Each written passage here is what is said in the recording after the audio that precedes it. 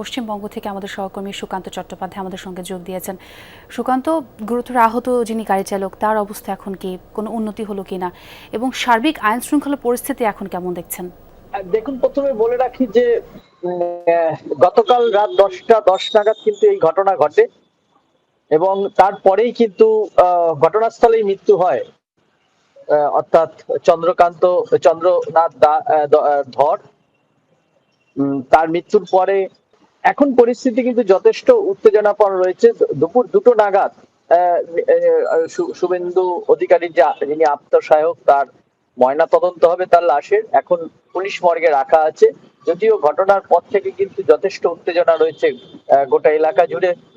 যেখানে খুন হয়েছেন তিনি, সেখানে কিন্তু ঘিরে রাখা হয়েছে।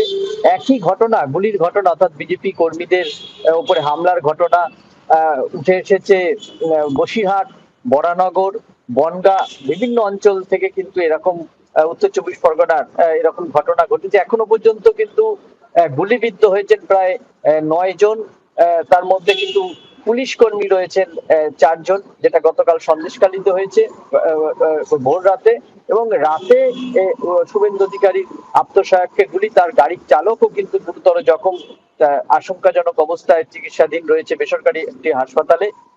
গোটা ঘটনার কিন্তু পুলিশি তদন্তের যেমন করেছে, তেমন তৃণমূলের তরফ থেকে কিন্তু এই ঘটনার তীব্র নিন্দা করা হয়েছে এবং এই ঘটনা সিবিআই তদন্তের দাবি করা হয়েছে। যদিও শুভেন্দু অধিকারী গতকাল রাতেই, মধ্যরাতে তিনি জানান যে কোনো পরিস্থিতিতে পুলিশের যে তদন্ত, তার উপরই তারা এখনো পর্যন্ত আস্থা রাখছে। অনেক ধন্যবাদ সুকান্ত আপনাকে।